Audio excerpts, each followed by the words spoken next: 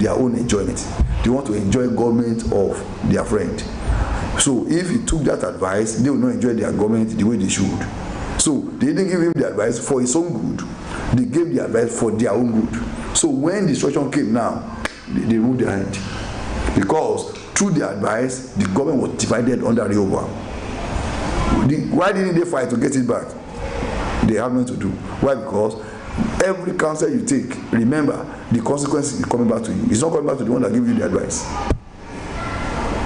That's why most of the time, people that give you wrong advice, by the time you take it, they will use the same thing they advise you to do to abuse you later. The same thing they advise you to do, they will use it to abuse you later. You are the one that brought a man you want to marry. They said no, it cannot happen. But 3 years, you have not been able to get every of your mates are married. In fact, we don't know which devil is upon you like that. But when I was ready to do it, you are the one that says no. They are the one that called me to over you that what has become your life? Why is your life like this? I mean, human beings are very funny. So the reality, many advice, they are self-end. The one giving you the advice is only thinking about himself, giving you that advice. He's not thinking about you. He's thinking about himself in that advice. And I don't want to, I mean, we have many things in the Bible that are very funny. When Joseph was advising Pharaoh that now let king look for somebody who is wise, who was he referring to? Himself. He was not looking for the good of Pharaoh. Himself. Let the king look for somebody who is wise, who has the Spirit of God. He knows that the only person that has that credit in the entire government is him. None of them. Because if there is anybody that is wise, they will have interpreted the dream before he came. If there was anybody that had the Spirit of God, they will not have needed to call him at all, because the person will have unraveled, find this land that has the Spirit of God inside of him. Let any one of you, he was talking to his chiefs, his ministers, let any one of you suggest a single person that can fulfill that. When they see, they said that, see, we can't find anybody, surely this boy will be the one to step into it. That was how Joseph was promoted. So when he was advising, though the advice was good, 7 years of famine, after 7 years of prosperity, let the king do this, let the king do this. But above all, let him look for somebody that has the Spirit of God, that is so wise at heart, that what nobody in the government could ever have. Because I said, if they have it, they will not have needed to bring him out. So the king just said that you are the one, so come and be prime minister after me. After me, nobody lifts his hand or finger in this nation except you. In fact, it is only in the throne that will be bigger than you. You just make sure that what you did, the Spirit of God, you use it to execute it. That's how Joseph was promoted. So some people are advising you. They are not advising because they love you. They are advising because of what they are going to get in what they are telling you. There are many like that. So the reality of the matter is that now don't go to Joseph. So Joseph is a different. It was God working things for Joseph. Many people that are doing that to you, I mean, God is not working anything for them. They are working things for themselves. And you know what? The advice must have to backfire on you. And when the advice backfire on you, they are going to lose. That's why, please, I've mentioned this several times now. That's why you have to be careful of the advice you take. Be very careful. Many advice you receive every day, they are not coming from the bowel of the Spirit. Because many things are in the heart of man when they are talking. And you don't know it. It is only what they say you hear. That's why you have to verify by the Spirit of God, which advice am I actually receiving? Where is it coming from?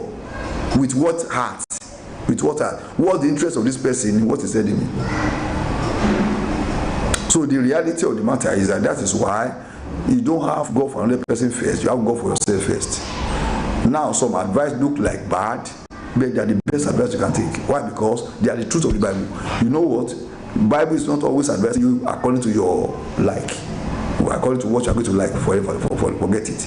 But Bible has never advised me according to what I want to do. And that's the best. That's the book of the truth. That's the best advice you can get. That's the best counsel you can ever get. So any advice you see that is caressing your emotion too much, that's always in line with what you want to do, suspect it. It might not be from God. It might never be from God.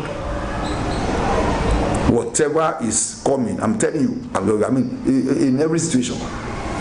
That's why God says to Ezekiel, in Ezekiel 14, verse 6, God says to Ezekiel that anybody that comes to sit down before you and has idol in his heart, which means they don't have what to do, they are coming to ask for your advice. I'm going to advise them according to what is in their heart. Many people, they know what they want to do, they come and sit down before pastor, still asking questions about their same thing. Go and do what's in your heart now. God says, I'll never tell the truth. I'll tell them what is in their hearts to go and eat. That's why if you are looking for advice from God, your heart has to be open. Then most of the time, we know what to do. We are only looking for a way to hear what is in God's mouth. That's a very bad character as children of God, which men will have in church. Very bad character. And you know what? Whether I like it or not, spirit of counsel is very. Some people are given that spirit of counsel specially. And when you hear them, it's God talking to you.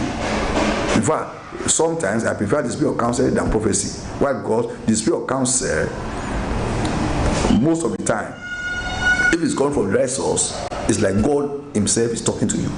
And that's why you should execute the right counsel from God, especially as a church person. If God establishes a pastor over you, even if his counsel is not too right, the position of the Bible is that God makes sure that he support what the pastor says, but the pastor himself will report to God why he advises that way. God himself will support what he says. Why? Because especially if it's coming it's coming even from what we are saying, that from at times pastor can give counsel according to what is in the interest of the Bible or in the interest of righteousness. He might not give it according to maybe hear from God. It might be in the interest of righteousness. That is why God will intentionally make sure that it succeed. Why? Because the how which he is doing it is for the righteousness of his word's sake. So most of the time, we just listen to counsel maybe because it looks good, it sounds nice. We just before you know it, I've given many counsel in my life that at first it looked as if, in fact, I nearly regretted that I gave it. But at the end of the day, I discovered that thank God I gave it. In fact, the owner began to idolize me. I said, not knowing that even when I was giving it, I was having struggle that, hey, God have mercy. But can I say anything different from this? I can't say anything different. Why? Because that's exactly what I know that God wants. So most of the time, your counsel is very, very key, very important, because it is always the counselor a man has that determine the counsel of his destiny. Anything that, most of the things that happens to you come from what somebody tells you or what somebody didn't tell you. And what never happens also comes from that same source. That is why I say, today, make up your mind. Determine who you listen to. Determine to the voice that speaks to your destiny.